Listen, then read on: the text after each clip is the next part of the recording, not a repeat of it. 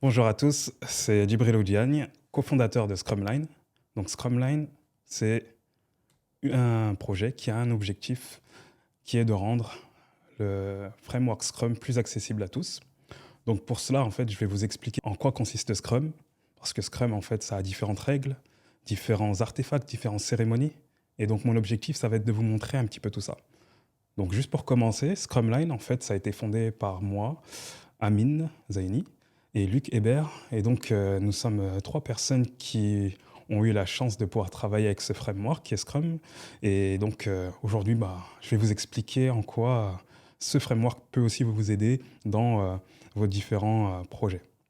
Donc, pour commencer, on va se concentrer en fait sur ce que sont les méthodes agiles, plutôt le mindset agile. Donc, en fait, l'agilité, si vous voulez, c'est un mindset qui a été amené par différentes personnes qui faisaient du développement et donc qui se sont rencontrés pour écrire ce qu'on appelle le manifeste agile.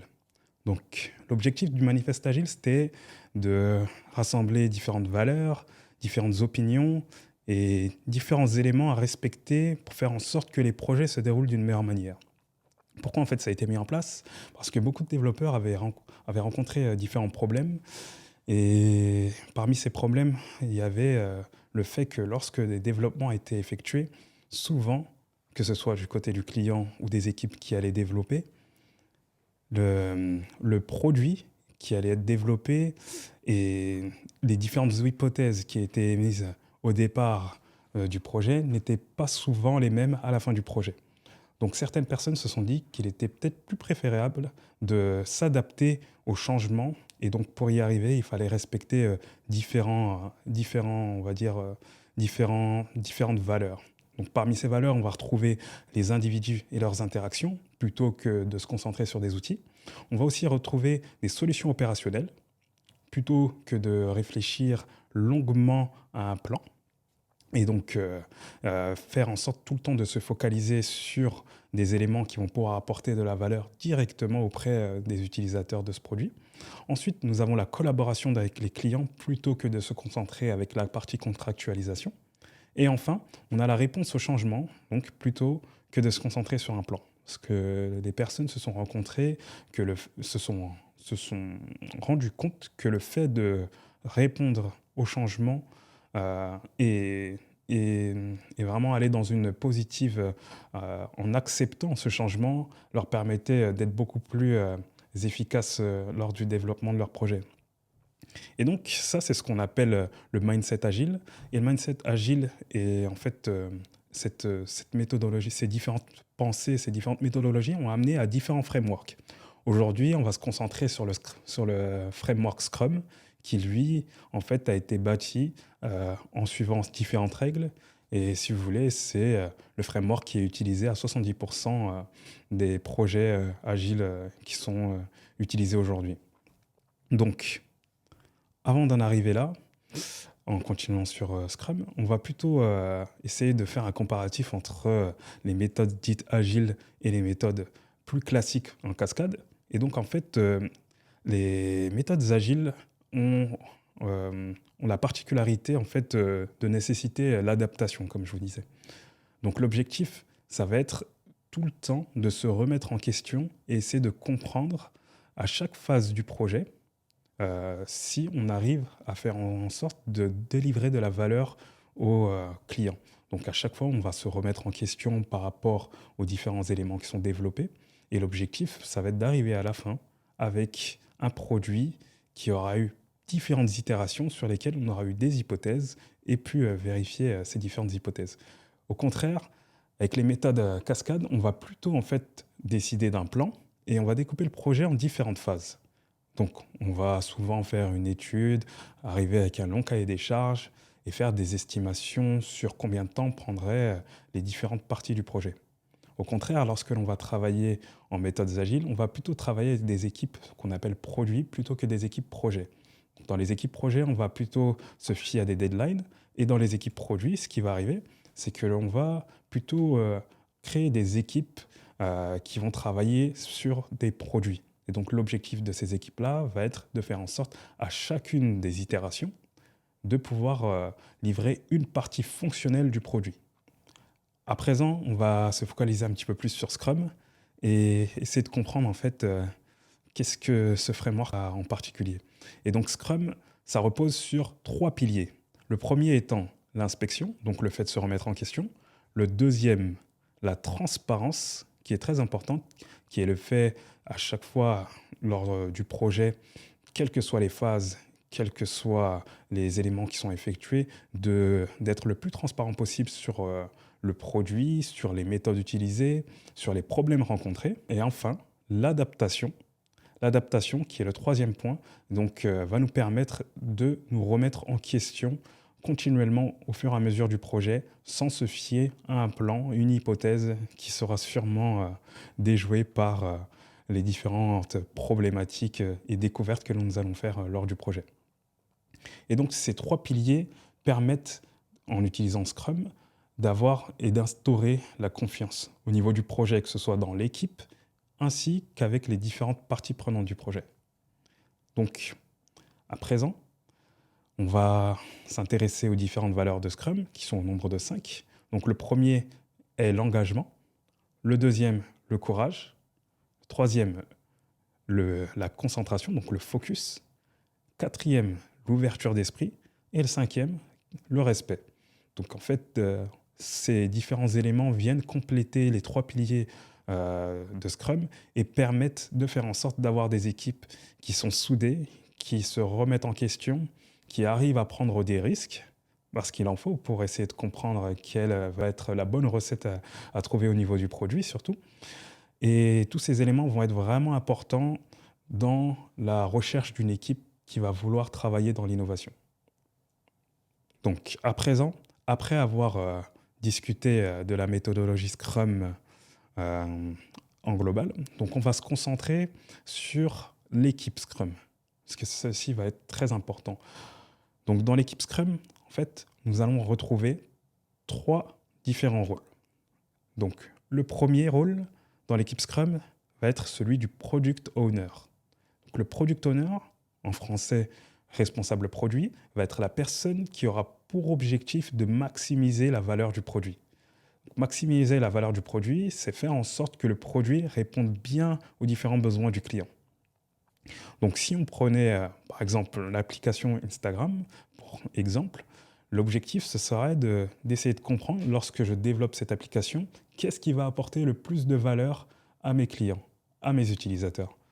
Imaginons que je lance cette application, peut-être qu'au départ, il sera plus intéressant de prendre des photos et de pouvoir les partager à mes amis plutôt que de me concentrer sur la fonctionnalité des stories, par exemple. Donc, le product owner aura aussi pour rôle d'exprimer les différents besoins des clients vers les développeurs. Donc après, on se concentrera un petit peu plus pour comprendre qui sont ces développeurs. Et donc, voici le rôle du product owner. Donc, dans les projets, on va dire que la différence avec les projets classiques, dans lesquels on retrouve le chef de projet, c'est que le product owner, comme son nom l'indique, va être responsable d'un produit et non pas d'un projet. Donc ensuite, après le product owner, on va se concentrer à un deuxième rôle, qui est celui du Scrum Master. Le Scrum Master, c'est la personne qui va coacher l'équipe pour faire en sorte qu'elle respecte bien le framework Scrum. Et son rôle aussi va être de faire en sorte d'être garant de l'efficacité de cette équipe. Et donc pour cela, il va falloir que ce Scrum Master essaie de comprendre quelles sont les problématiques de l'équipe, qu'est-ce qui leur permet d'avancer, on va dire, de manière plus efficace, quels sont les outils qui vont leur permettre de progresser. Tous ces éléments-là, c'est vraiment les éléments que le Scrum Master va devoir mettre en place et faire en sorte que ceci soit respecté au niveau de l'équipe ou bien même de l'organisation où il sera. Ensuite, après le Scrum Master, nous allons avoir le rôle de l'équipe de développement. Donc l'équipe de développement, ça va être l'équipe qui va développer le produit tout simplement. Et dans cette équipe, en fait, on ne va pas retrouver seulement des développeurs, mais si on reprend l'exemple de Instagram, par exemple, on pourra y retrouver dans cette équipe des personnes qui feront du design, par exemple. Parce que pour avoir une application, il n'y aura pas que du code derrière. Il faut avoir un design qui va accompagner cette application. Et donc, ce sera le rôle des développeurs de faire en sorte de développer les différentes idées qui seront apportées par le product owner et les mettre en place afin qu'elles puissent être utilisées dans ce qu'on appelle un incrément au niveau des utilisateurs. Ce qui va être aussi, on va dire, une des particularités de cette équipe de développement, c'est qu'elle va essayer d'être auto-organisée. Donc l'auto-organisation, c'est faire en sorte que dans l'équipe, on ait des compétences, on va dire, polyvalentes qui vont permettre à cette équipe de développer ce produit et surtout ne pas dépendre d'éléments, on va dire, externes à l'équipe pour lui permettre d'éviter d'être ralenti et de ne pas pouvoir livrer son incrément à la fin du sprint. Et ce qui va être important par rapport à Scrum, et c'est ce que j'aime le plus par rapport à ce framework, c'est qu'en fait, ce framework va permettre de protéger l'équipe Scrum et l'équipe de développement en lui donnant un petit peu plus de pouvoir, entre guillemets. Donc, si Scrum est bien appliqué, c'est l'équipe de développement qui va devoir estimer en fait la capacité à produire lors du sprint. Et donc, c'est cette équipe qui va décider, euh, par exemple, lorsqu'elle va développer durant un sprint des fonctionnalités, jusqu'où elle va pouvoir s'arrêter. Ça, c'est un élément très important par rapport à Scrum. Donc, à présent, on a pu comprendre quels étaient les différents rôles au niveau de l'équipe Scrum. On va ensuite se concentrer sur ce qu'on appelle les cérémonies. Donc, ce qui est bien avec Scrum, c'est que on a différentes cérémonies qui sont au nombre de 4. Et donc, pour comprendre comment s'organiser et faire en sorte de développer un produit complexe, on va aller suivre ces différentes cérémonies qui se déroulent dans ce que l'on appelle un sprint. Donc, en fait, un sprint, ça va être une des phases du projet, donc un cycle, qui est d'une longueur maximale de 1 mois, et donc qui va aller souvent dans les entreprises de l'ordre de 2 à 3 semaines. Donc, ce que j'ai pu voir, moi, dans mon expérience, c'était minimum 1 semaine, mais la plupart du temps, ce qui est fait, c'est de 2 à 3 semaines pour ce qui permet à l'équipe de développer et de se concentrer sur les fonctionnalités vraiment primordiales au niveau du produit. Et donc, pour y arriver, dans ce sprint, on va commencer par une cérémonie qui s'appelle le sprint planning. Donc, comme son nom l'indique, l'objectif de ce sprint planning va être de planifier toutes les différentes tâches qui vont permettre à l'équipe d'atteindre l'objectif du sprint. Donc, le product owner va arriver dans ce sprint planning avec un objectif de sprint. Reprenons l'exemple d'Instagram et disons que l'objectif du product owner va être de permettre aux utilisateurs d'Instagram de pouvoir poster des stories. Donc l'objectif de ce sprint sera de développer une fonctionnalité qui va permettre aux utilisateurs de l'application de pouvoir poster des images en story. Et donc pour y arriver, ce qu'il va faire, c'est qu'il va proposer en fait une liste de différentes fonctionnalités qu'il aura lui priorisées. Et donc avec l'équipe de développement, essayer de comprendre qu'est-ce qui va pouvoir être fait lors du sprint qui va arriver. Et donc pour cela, le product owner va discuter, expliquer les différentes, on va dire, caractéristiques de la fonctionnalité qu'il a développée. Et l'équipe de développement va, on va dire, exprimer le plan qui va être mis en place pour arriver au développement de ces fonctionnalités et arriver à la fin du sprint planning en exprimant le nombre de fonctionnalités qui pourront être embarquées lors du sprint qui sera arrivé. Donc ensuite, lorsque l'on sera dans le sprint, donc le sprint planning a été effectué, on va avoir une réunion qui va permettre à l'équipe de pouvoir se synchroniser, à l'équipe de développement surtout. Donc cette réunion s'appelle le daily meeting. Donc c'est une réunion qui doit durer 15 minutes maximum et cette réunion, souvent placée le matin, de manière récurrente, donc à un slot qui sera toujours le même, va permettre à l'équipe de développement de comprendre où est-ce qu'elle en est par rapport à son objectif du sprint. Cette réunion est aussi appelée le daily stand-up pour certaines organisations.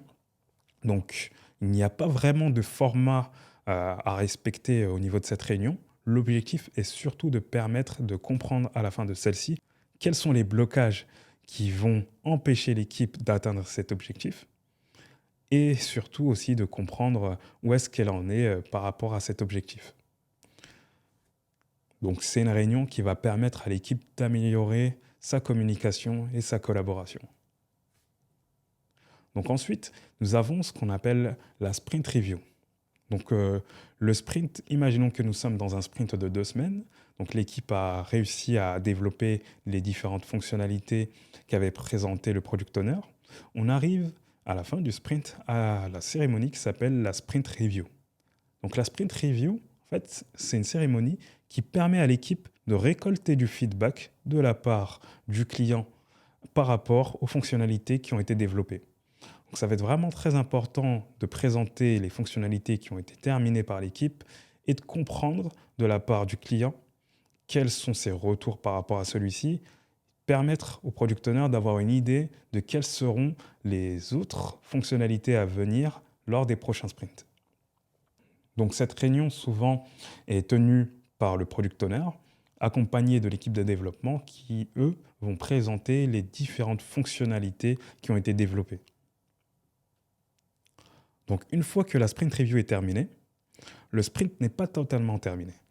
Ce qu'il va falloir faire juste avant de continuer, parce que l'un des objectifs, l'un des piliers de Scrum est l'inspection, donc le fait de se remettre en question, l'équipe Scrum va faire ce que l'on appelle une sprint rétrospective.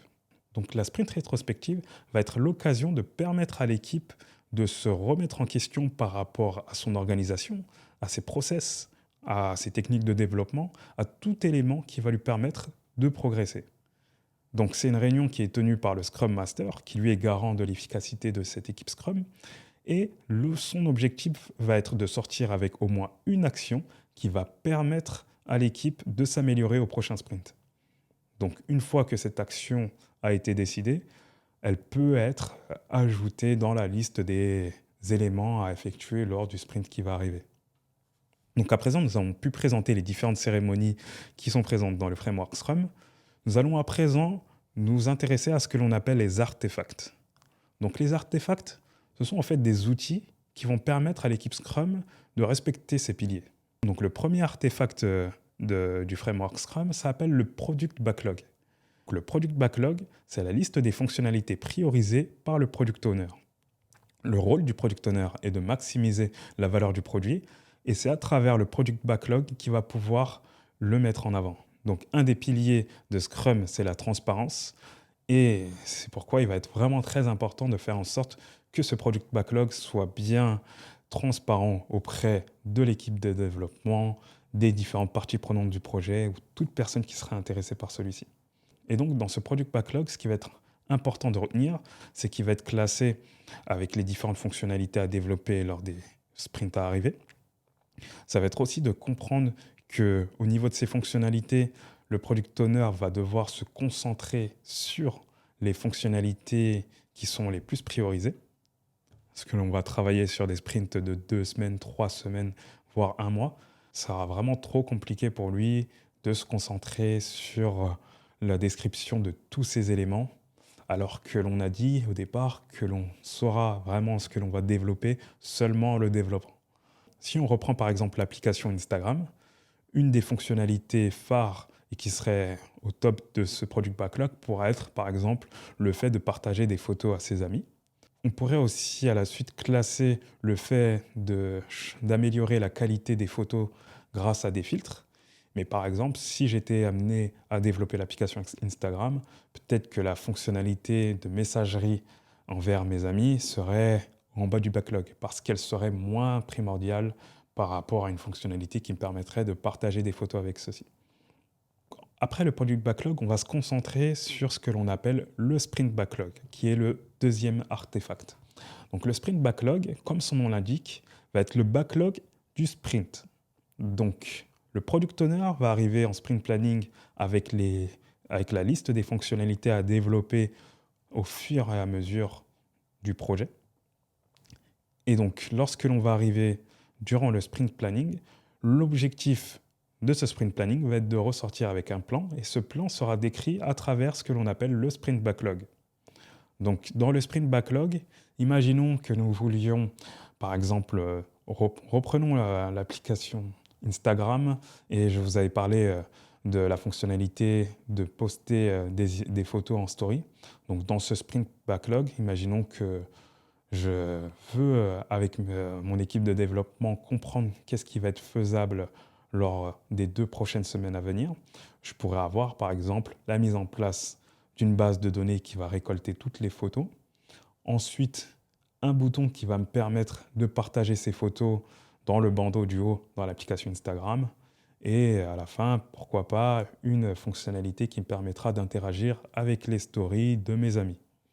Donc, le sprint backlog, ce qu'il faut retenir, c'est que ça permet de découper le product backlog en des éléments qui pourront être développés par l'équipe lors du sprint à venir. Donc, le dernier artefact du framework Scrum s'appelle l'incrément. L'incrément, c'est ce qui va permettre à l'équipe de comprendre ce qui va pouvoir être développé lors de chaque sprint. Donc, comme on disait, l'objectif avec Scrum, ça va être de délivrer de la valeur à chaque sprint, et cette valeur va être représentée par cet incrément. L'incrément va être les différentes fonctionnalités qui seront mises en place au fur et à mesure des différents sprints.